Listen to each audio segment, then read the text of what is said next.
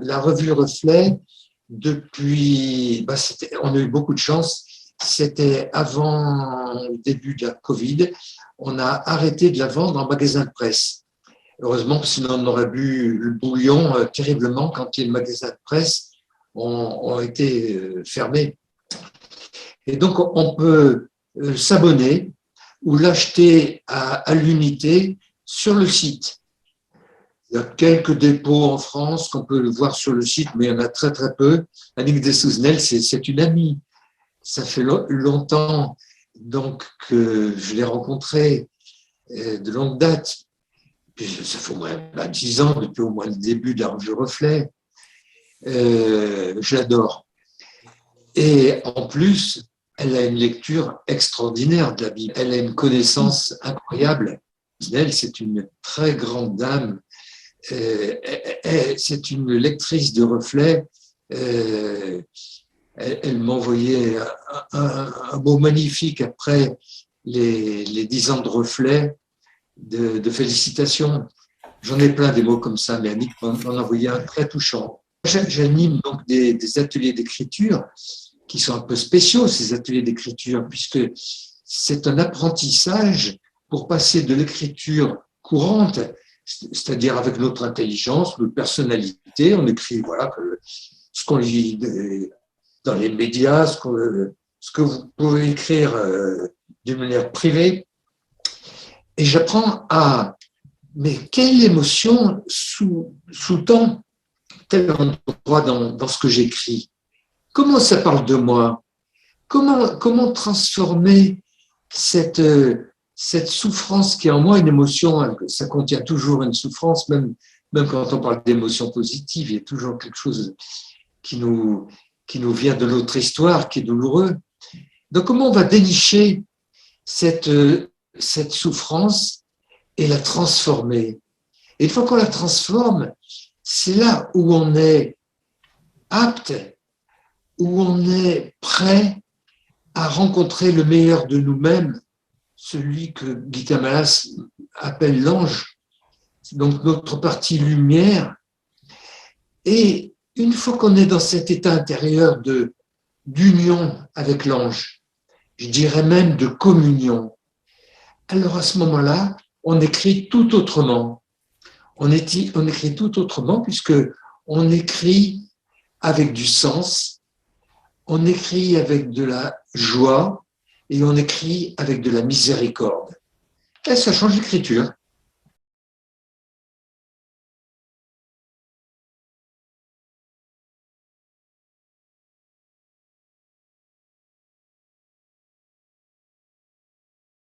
J'ai redécouvert le christianisme, mais la religion, les prêtres, la plupart de ceux que je rencontre, quand j'essaie de leur en parler de la vie invisible, la plupart n'y connaissent rien du tout. Hein. Ils peuvent nommer le nom des hiérarchies, mais le vivant de la vie invisible, voilà. Alors moi, j'ai ressenti des êtres qui étaient des soignants, des médecins, qui se sont penchés sur mon corps, qui sont allés chercher.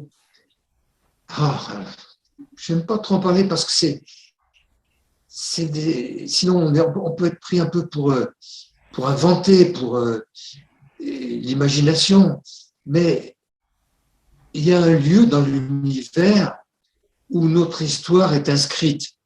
L'Apocalypse parle d'un petit caillou blanc. Oui, mais dans l'univers, il y a une étoile, il y a un endroit où ils sont allés chercher des informations et ils ont renvoyé là-bas des informations. Eh bien, vous savez, ce qui fait que je sais que je n'ai pas inventé. C'est exactement, moi j'ai fait des études médicales en tant que chirurgien dentiste, je connais un peu certaines choses sur le fonctionnement de l'ADN et de l'ARN, et on en parle beaucoup avec les histoires de Covid, de l'ARN messager. Eh bien, au niveau de l'univers, il s'est passé la même chose. C'est comme s'il y avait mon ADN quelque part, un grand ADN, et qu'on amenait des informations pour agir sur mon corps et qu'après, il y a des informations qui retournaient, qui modifiaient l'ADN. Voilà. Donc, il y a eu, à l'échelle de l'univers, exactement ce que les scientifiques, les spécialistes de la biologie, enfin, tout au moins ce que j'ai appris dans mes études médicales, parlent du rapport intracellulaire entre l'ADN et l'ARN. Assez étonnant quand même, hein. Et ça, je l'ai nulle part. Donc, ce n'est pas quelque chose que j'ai piqué dans un livre.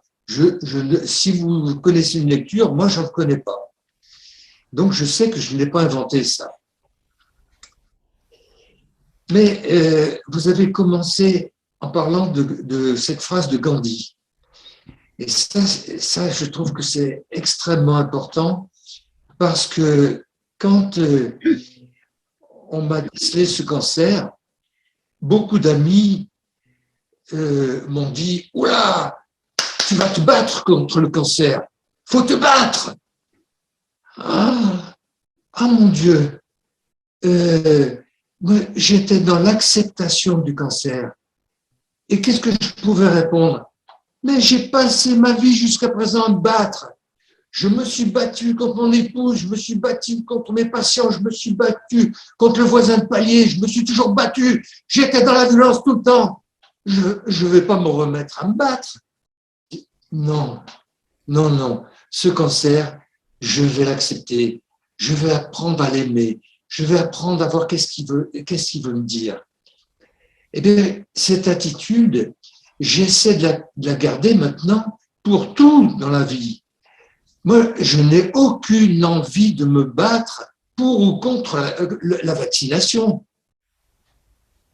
Je n'ai pas envie de me battre. J'ai envie d'accepter. Ah, vous n'aimez pas le vaccin. Mais bien sûr qu'on peut ne pas aimer le vaccin. On a parfaitement le droit. Et moi, j'ai une expérience. Et là, c'est encore en rapport avec mon cancer. J'ai une expérience personnelle qui fait que, en début de mon existence, les vaccins m'ont un peu escaté la santé, oui. Donc, j'ai le droit de ne pas aimer les vaccins. Mais je ne vais pas me battre contre ceux qui préconisent les vaccins. Je crois que l'important, c'est d'essayer de tout aimer. Et alors, si on rentre dans cet aspect-là, c'est la dimension de la paix. Si on est pour quelque chose et contre l'autre, il ne peut pas y avoir de victoire. Parce que si vous gagnez, vous faites un perdant.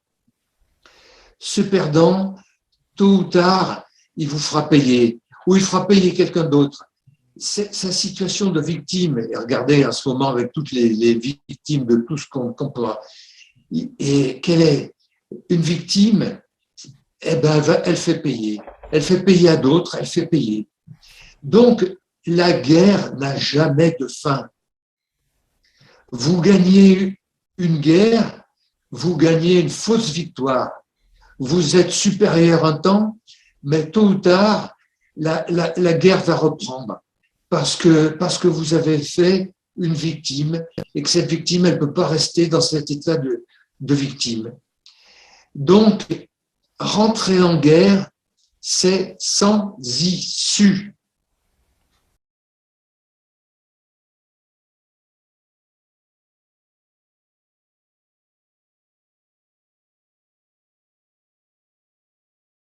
En fait, ce que je dirais, c'est que c'est pas la chimio qui m'a guéri.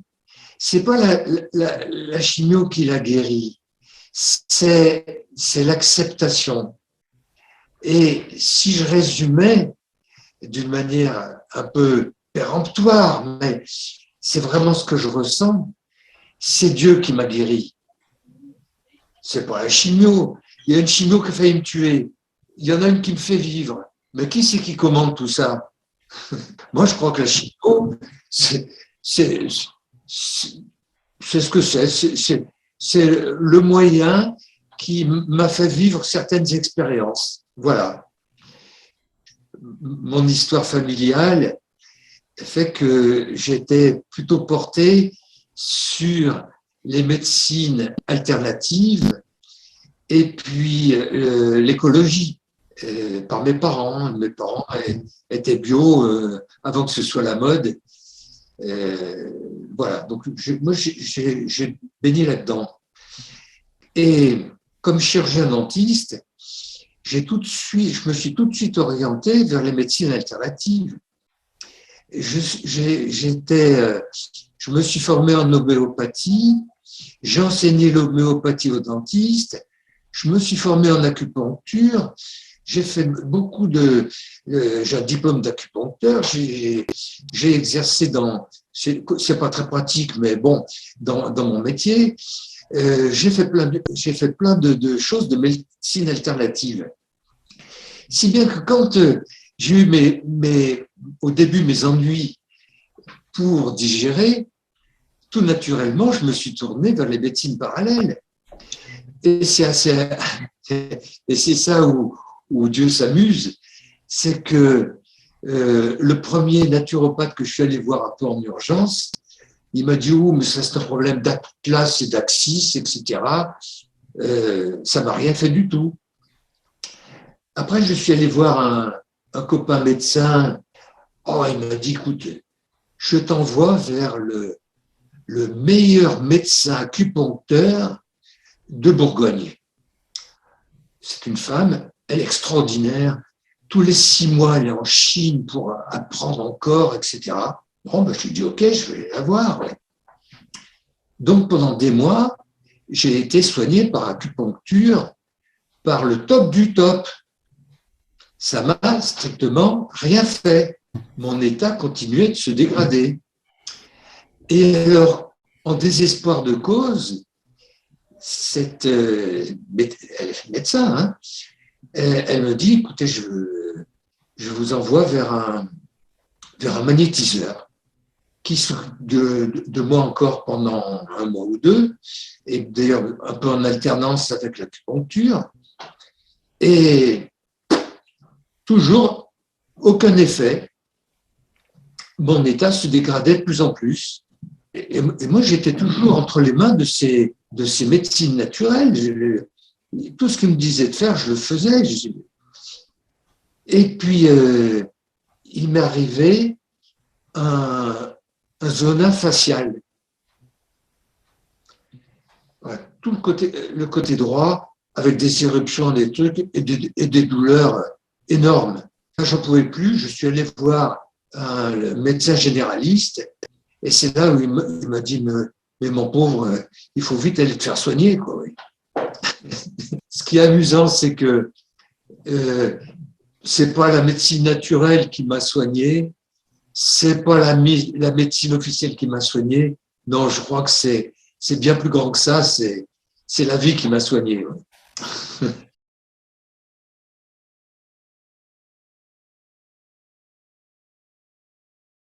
Ce que je comprends, c'est qu'il y a 2 niveaux. Le premier, c'est que tous les médias, à 95%, hein, allez, sont inféodés au monde de l'avoir. C'est-à-dire que le monde de l'avoir, c'est le contraire du monde spirituel. Donc, tous les médias n'ont pas pour but de cultiver les qualités supérieures de l'homme, mais au contraire, de les attirer dans leur nature la plus inférieure, la plus basse, puisque c'est celle qui permet de faire du commerce et d'assujettir les gens. Donc les médias n'ont pas pour but d'élever la conscience des gens, mais au contraire de l'abaisser. Donc ça, c'est le premier niveau général. Et puis après, les journalistes, même quand ils rencontrent des êtres spirituels, comme ils ne connaissent rien à la vie intérieure, ils ne savent pas poser les bonnes questions. Même s'ils auraient un petit attrait, ils ne savent pas les dire. Et comme ils ne savent pas les dire, ils ne sont pas capables, la plupart du temps, d'aller chercher des questions sur lesquelles eux-mêmes, c'est du brouillard. Et parfois, ça arrive qu'il y en ait qui réussissent, mais dans l'ensemble des médias, ce n'est pas le mécanisme général. Or, quand on rencontre quelqu'un et qu'on pressent qu'elle a une vie spirituelle riche et qu'on essaie de la rencontrer, notre sésame, c'est d'abord de leur envoyer un exemplaire de la revue. Les personnes qui ont une vie intérieure et qui voient la revue, ils disent « OK pour l'interview ». Pas toujours, mais souvent. Et quand je les rencontre pas comme un journaliste, je les rencontre comme un pratiquant de la vie intérieure. Et je leur dis, mais comment vous faites-vous? Là, moi, je ne sais pas bien faire. Comment vous faites-vous? C'est avec cette curiosité de pratiquant à pratiquant que je vais les chercher dans leur vie intérieure. Mais comment voulez-vous qu'un journaliste lambda fasse ça? Il faudrait qu'il ait une idée de la vie intérieure. Alors, il y a quelques années, il y a combien? Il y a un an et demi, j'ai écrit à la plupart des écoles de journalisme en leur disant, voilà, j'ai une méthode d'écriture, la méthode reflet que je pratique avec quelques personnes. Voilà. C'est une méthode qui pourrait intéresser les futurs journalistes, qui pourrait venir comme information et en complément de l'éducation que vous donnez aux futurs journalistes. Est-ce que, si vous voulez, moi je peux venir en parler simplement pour ouvrir des horizons, peut-être. J'ai eu 0 réponse. J'ai écrit à je crois une trentaine d'écoles de journalisme.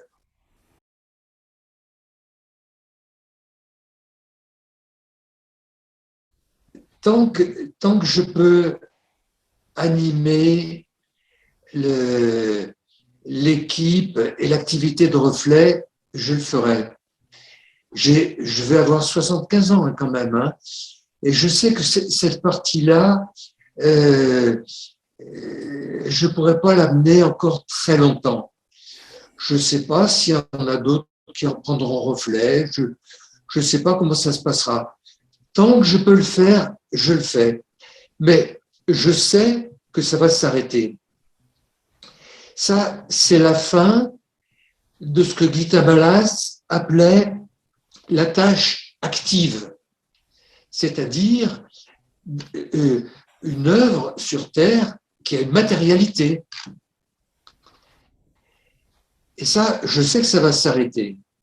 Mais ce n'est pas la fin de la tâche. La fin de la tâche, c'est servir encore comme on peut. Dans cette partie suivante de la vieillesse, servir, ça peut être encore continuer à écrire. Écrire, alors ce ne sera plus dans Reflet, ce sera peut-être sur le site, ce sera peut-être pour d'autres vues, pour je ne sais pas comment, mais tant que je pourrais avoir des idées qui me soufflent mon ange d'articles, eh ben je le ferai. Et puis dans cette partie suivante donc de la vieillesse, on peut toujours servir par la prière. J'en ai pas parlé, on a 2 heures, hein, mais quand j'ai failli mourir, j'ai aussi découvert la puissance de la prière. Pas seulement la mienne, mais la prière de ceux qui priaient pour moi. Avant, je croyais que c'était de la méthode Coué, que la prière c'était un vœu pieux comme ça, oui.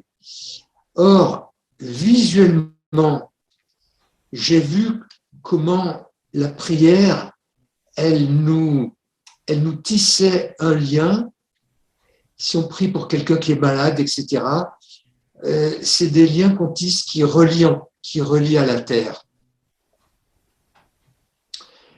Et pour être plus précis, je me suis vu précisément avec ces liens de la prière de ceux qui priaient pour moi, ces liens me reliaient à la terre, et de l'autre côté, il y avait des liens qui me reliaient au ciel, et les liens qui me reliaient au ciel, c'était ma tâche. Et j'ai vu l'ange de la mort qui tournait autour de moi, mais complètement neutre. Il n'y a pas d'affectivité. Il faisait son travail. S'il avait reçu l'instruction de me toucher, j'étais mort. Mais voilà, lui, il faisait que son travail.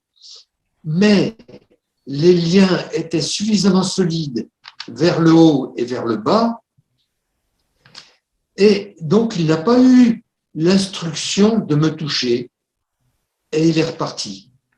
C'est de là que je sais l'importance de la prière. Et je vous assure, si vous avez quelqu'un qui est malade, quelqu'un qui a un problème, priez pour lui. C'est pas un truc, c'est pas n'importe quoi. Non, vous tissez un lien qui le garde sur terre. Par exemple, pendant que j'avais la curithérapie, c'est pour brûler la tumeur. Souvent, ça brûle aussi les tissus qui sont autour.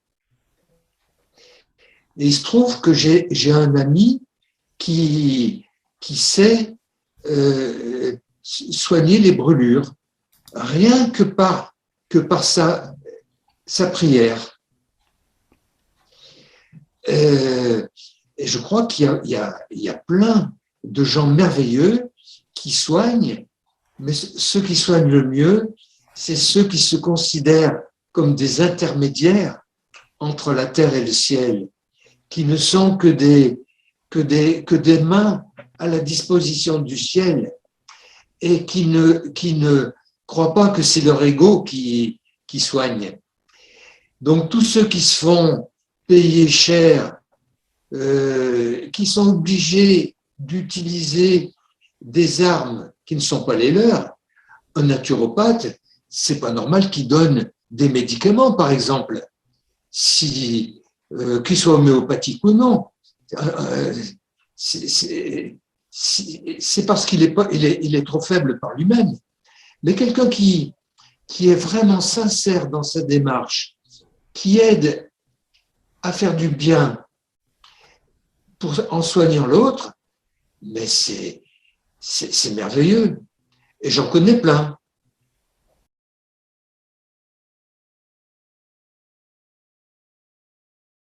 Il est fondamental. Il est fondamental parce que déjà avant que je sois malade, bon, moi, ma violence, j'ai une nature criseuse. Souvent, j'ai eu envie de quitter mon chemin. Et Thérèse m'a toujours aidé à me remettre en route. Et ça, pour ça, c'était la première aide. Et puis alors, au moment du cancer, elle a été extrêmement dévouée, un soutien extraordinaire. Et sans elle, il y a plein de situations de ma vie que je n'aurais pas pu réussir tout seul. Et donc, quand on a rencontré Bernard Monteau en 86, on était mariés depuis une dizaine d'années, on était sur le point de divorcer. On a fêté en 2021 nos 50 ans de mariage. Ces 50 ans qui ont été d'amour grandissant. La nature d'amour a changé. De l'amour très sexuel au début, etc. c'est devenu une tendresse, mais une tendresse et c'est encore plus aujourd'hui, c'est une complémentarité de tâches. Vous savez, à la retraite, une fois que les enfants sont partis de la maison, etc., à quoi il nous sert le conjoint? Ben, pas grand-chose. Or, moi, j'ai besoin de Thérèse pour la revue Reflet parce que c'est la reine de la com. C'est elle qui s'occupe de toute la com. Et donc, elle est indispensable à ma tâche. Et moi, je suis indispensable à la sienne parce que c'est une communicante, mais elle ne sait pas trop bien écrire les choses et les présenter. Et donc, quand elle a besoin d'un texte écrit, boum, je lui fais. Il n'y a aucun problème. Donc, dans son service à la vie, je l'aide et elle m'aide dans le mien. Alors, on est bien ensemble. Et même si des fois, on peut se disputer pour des conneries, ça arrive encore sur des bêtises, mais c'est tellement peu de choses par rapport à ce que nous nous apportons l'un et l'autre et le fait d'être bien ensemble. Alors voilà, vraiment, c'est un grand merci à mon épouse.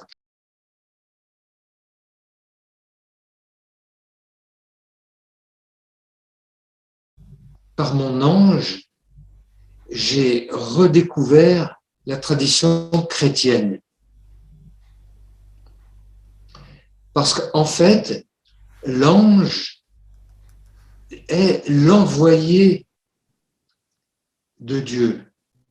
Et plus précisément, dans la tradition chrétienne, c'est l'envoyé du Christ. Si vous lisez dans l'évangile de Jean, chapitre 13, 14, 15, c'est le seul évangéliste qui parle du Paraclet. Le Paraclet, l'Esprit Saint que je vais vous envoyer après ma mort, voilà, c'est notre ange. Donc, cet ange personnel appartient complètement à la tradition chrétienne. Mais Gita Malas, qui était chrétienne, évidemment, mais d'une manière très libre, elle s'est intéressée aux différentes traditions et elle s'est aperçue que dans la plupart des traditions, il y avait l'équivalent de l'ange. Elle en parle dans un de ses livres explicatifs, que ce soit au Japon, en Chine, dans le Zen, dans le Tao, partout, il y a l'équivalent de l'ange.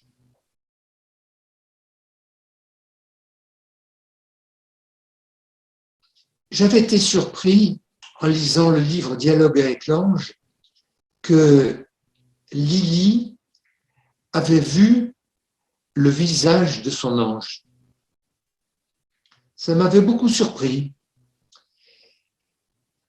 Et puis, chemin faisant dans ce dialogue intérieur, je me suis aperçu que l'ange, il était en moi quand je l'appelais. Quand j'ai une question, il vient. Quand j'ai fini, que j'ai la réponse, que c'est à ma partie matière de passer à l'acte, parce qu'un dialogue, c'est parce qu'on a un problème. Qu'est-ce que je peux faire? Je souffre de ça, il y a ça qui ne va pas, je ne sais pas comment faire. On le convoque parce qu'il y a un problème. Si on a un problème, le dialogue, il doit attendre et aller le chercher, aller le provoquer jusqu'à ce qu'on ait une réponse qui soit claire sur qu'est-ce que je dois faire pour résoudre le problème. Vous comprenez ça, hein? Un dialogue, c'est pas un truc nébuleux où on parle de choses abstraites, où on se fait plaisir comme ça. Non, le dialogue, ça doit mener à un acte concret pour être mieux, et l'ange en profite toujours pour que cet acte concret nous emmène dans la direction de notre tâche. Ça, c'est son boulot. Et une fois que donc qu'on a fini ce temps, eh bien, l'ange, il a d'autres choses à faire dans l'invisible. Lui-même est enseigné, lui-même a d'autres choses à faire avec d'autres. Il a une vie dans l'invisible que je connais très peu. Je le questionne parfois, j'ai parfois des réponses, mais voilà, il a sa vie en dehors de moi. Mais plus le temps passe, plus il est fréquemment en moi. Parce que c'est moi qui, constamment, l'appelle. Dès que je prends un stylo pour écrire quelque chose, mais je lui demande qu'est-ce qu'il faut que j'écrive. Donc, il est de plus en plus en moi et donc de moins en moins au dehors. Tout à l'heure, je vous ai décrit cet instant qui était une éternité où j'ai failli mourir, où s'est passé plein de choses. Mais celui dont je vous ai parlé, où j'étais comme une marionnette suspendue à des fils par le haut et par le bas. Vous vous rappelez, tout à l'heure, je vous ai dit ça. Hein. J'ai encore la vision précise. C'est comme un tableau encadré. Et sur la droite, il y avait le portrait, mon ange, de profil. Il était là. Et je l'ai vu. Je l'ai vu. Et je me suis longtemps demandé, après, pourquoi je l'ai vu de profil. J'ai fini par comprendre pourquoi j'ai vu de profil. Parce que ce n'était plus de son ressort ce qui se passait.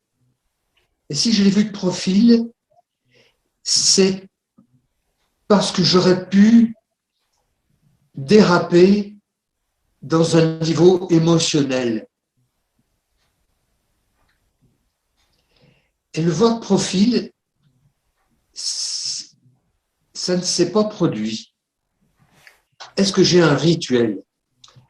Le seul rituel que j'ai, c'est de m'élever au meilleur de moi-même pour le rencontrer. C'est-à-dire que si je ne suis pas bien, si en moi il y a une once de ça va pas, de colère, de sourcils froncés, de trucs comme ça, pour le rencontrer, j'essaie de lui dire qui je suis dans cet instant, d'être transparent pour pouvoir m'élever au niveau où il peut me rencontrer. Si je suis trop bas, il ne peut pas me rencontrer. Si je suis trop lourd dans la matière, il ne peut pas descendre jusqu'à ce niveau-là. Il faut que j'essaie de m'élever au plus haut que je peux pour qu'il puisse me rencontrer.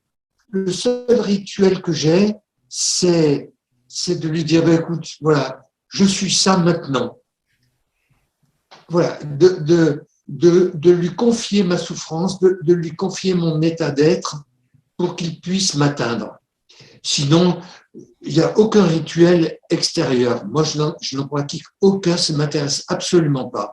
Il m'a fait découvrir qu'il était le porte-parole du Christ. Et le Christ, qu'est-ce qu'il m'amène à un autre niveau de tâche. Si l'ange m'a amené à une œuvre sur terre qui, pour moi, se concrétise dans Reflet, la vieillesse dans laquelle je suis maintenant me fait découvrir que je peux essayer d'aider non seulement quelques personnes, mais je peux essayer d'aider un peu l'humanité par ma prière, par ce que j'essaie d'être. Et que ça, c'est au-delà de l'ange. Ça, c'est le rapport avec le Christ. Il me fait commencer à rentrer dans une intimité avec le Christ, avec ceux qui accompagnent le Christ, avec les saints qu'on célèbre, qui sont vivants, qui sont des aides. Je commence à rentrer dans une intimité avec eux.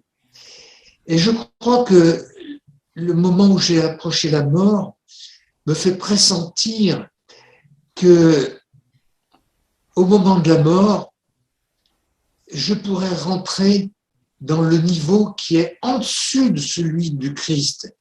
Je pourrais rentrer dans une intimité avec ce qu'on va mettre en guillemets Dieu. Dieu étant, allez, la phrase qui contient toute la vie invisible vivante.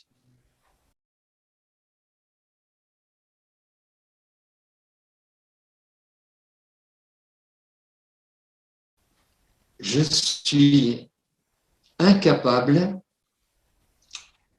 de dire quoi que ce soit là-dessus parce que les hiérarchies divines, c'est leur boulot. C'est leur boulot. Donc, je suis pour le moment dans l'acceptation de ce qui me sera donné. Et j'ai pas envie de savoir. Je suis tellement petit que qu'est-ce que je peux savoir de la vie invisible?